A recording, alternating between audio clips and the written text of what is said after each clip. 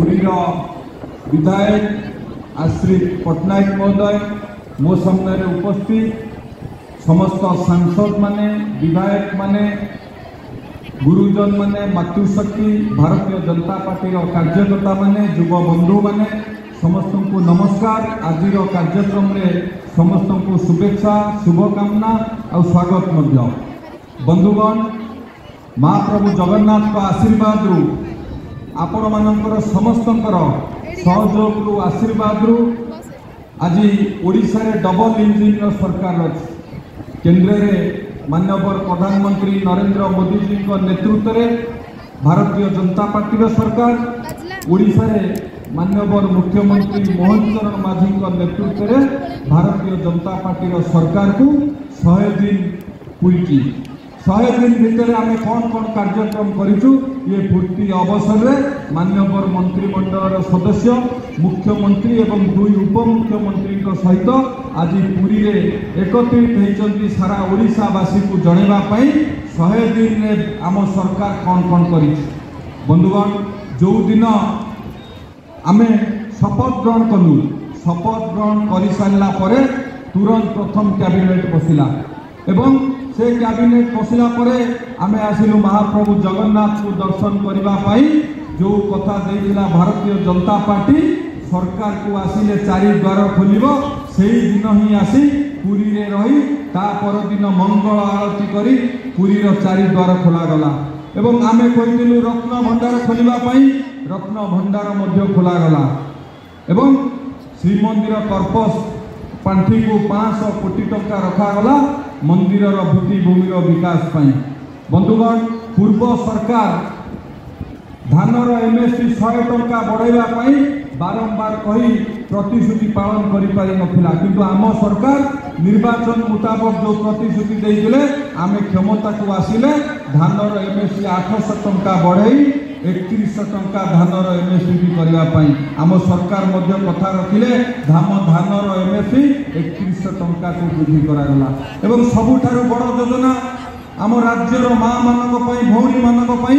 सुभद्रा योजना रे 50,000 कोटी टंकार दवापाई जो कहुला तार व्यवस्था माननीय प्रधानमंत्री नरेंद्र मोदी जी जन्मदिन अवसर में समस्त पाखक गला प्रति वर्ष 10,000 टंका लेखे 5 वर्ष 50,000 टंका दिया आदरे माँ माने आर्थिक स्वाधीनता पाइबा सहित आत्मनिर्भर हबारे ये सहायक हम आमे माने समस्ते विभिन्न गणमाध्यम आमे देखिबा माँ माने भौणी माने किभली उत्साहित होउचंती किए कहूँ मु ब्यूटी पार्लर करी किए कहूँ मु आत्मनिर्भर हेबी ये पैसा को नहीं माँ मानक मन में जो उत्साह जो उद्दीपना सृष्टि होती ये केवल मोहन माझी नेतृत्व में माननीय मुख्यमंत्री नेतृत्व में ये संभव है। आम सरकार जहाँ जहाँ प्रतिश्रुति देइथिला 5 वर्ष भितर ताहा पालन करिबो 100 दिन भितर जहाँ करिछि ये प्रथम मूलदुआ पइला जेतेबेले माननीय मुख्यमंत्री बजेट उपस्थापना कले पवित्र गोरे विधानसभा भितर 2,65,000 कोटी टंकार बजेट उपस्थापना कले एवं से बजेट विभिन्न अर्थनीति ठारू विभिन्न इंटेलेक्चुअल लोकों ठारू परामर्श नहीं आम सरकार से बजेट उपस्थापना कला से बजेट जितेबाला उपस्थापना हला सेठू प्रमाणित होता ये सरकार लोक मानकर सरकार लोकों काम करिबो एवं निर्वाचन बेले जहाँ प्रतिश्रुति देइथिला आम सरकार ताकू पालन करबा दिगरे ये सरकार काम करिबो। बंधुगण समय तो विलम्ब बहुत मंत्री अछंती मो विभाग कथा कहिबी शिल्प विभाग रे आमर सरकार जहाँ प्रतिश्रुति देइथिले माननीय मुख्यमंत्री नेतृत्व में गत काली एक हाई लेवल कमिटी बैठक बसीथिला से 12टी प्रकल्प को अनुमोदन करागला 12टी प्रकल्प अनुमोदन करागला 39,000 कोटी टंकार इन्वेस्टमेंट ओडिशा रे हबो एवं टोटाल 100 दिन भितर 45,000 कोटी टंकार इन्वेस्टमेंट ओडिशा रे हबो पाखापाखि 23,000 ऊर्ध्व युवक युवती मानक निजुक्ति संभावना सृष्टि हम ये आम सरकार भुवनेश्वर में बसी लोकसेवा भवन में 45,000 कोटी टंकार इन्वेस्टमेंट व्यवस्था कला पूर्व सरकार कौन करुले मंत्री माने ऑफिसर मानक नहीं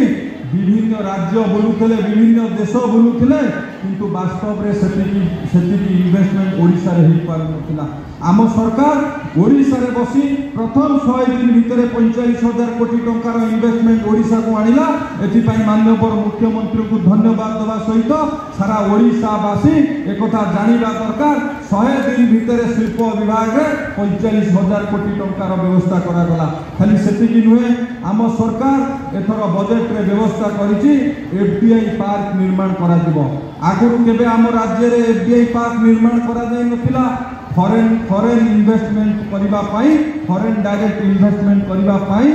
ओडिशा रे स्वतंत्र एफडीआई पार्क निर्माण होबा जाउछि। गत 24 वर्ष मध्य रे आम राज्य रे 16टी एमएसएमई पार्क अछि। आमर माननीय मुख्यमंत्री कहिले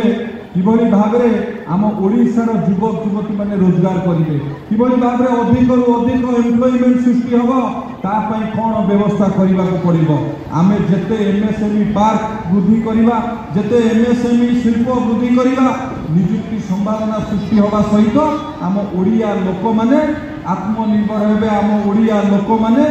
इन्वेस्टमेंट करने को सुजोग पाइबे छोट छोट स्मॉल इंडस्ट्री करने। आज पर्यंत 16टी एमएसएमई पार्क होइतिबा बेले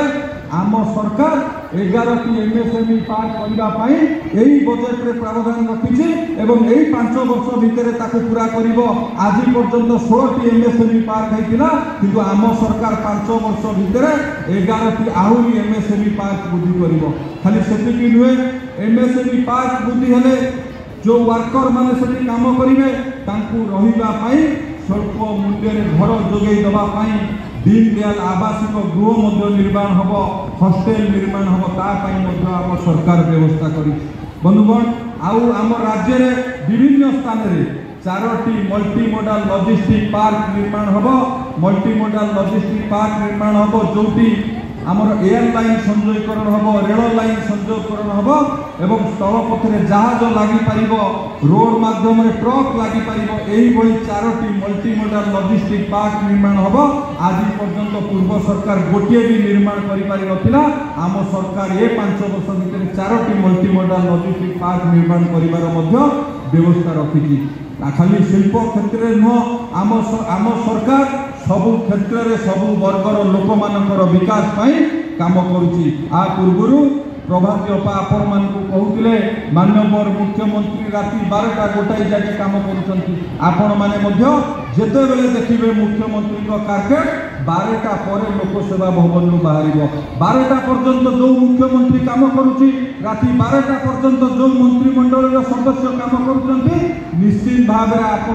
आपण माने समस्त दृढ़तार सह रुहतु। विकसित ओडिशा दिगरे आम सरकार काम करुची। आम सरकार लक्ष्य रखी 2036 सुधा जेते बेले स्वतंत्र उत्तर प्रदेश गठन शतवार्षिक पालन करुवा आम प्रदेश सेते बेले 2036 सुधा आम राज्य एक विकसित राज्य भाव गठन हो सारी माननीय मुख्यमंत्री नेतृत्व में से दिगरे आम सरकार काम करुची। तेणु आपण मानकु समस्त को हृदय धन्यवाद दूसरी कृतज्ञता जनाऊँगी। आपण माने समस्ते गोटे दुर्नीतिग्रस्त भ्रष्टाचार सरकार को उपाड़ी के फिंगी गोटे भारतीय जनता पार्टी सरकार आनिले लोक मानकर सरकार आनिले जो सरकार लोक मानक पई काम करिवो एवं जो सरकार लोक मानक पई काम करूची से सरकार आनिले दीर्घ 16 वर्ष पर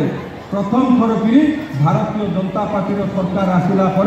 माननीय मुख्यमंत्री नेतृत्व में लोकंर ग्रीवांस शुणागला। आगुरी मुख्यमंत्री पाखक लोक मैंने जापार नए लोक मैंने मुख्यमंत्री पाखक जापार समस्या कही समस्या समाधान निमंते माननीय मुख्यमंत्री काम करुँच ये सरकार काम करुँच। तेणु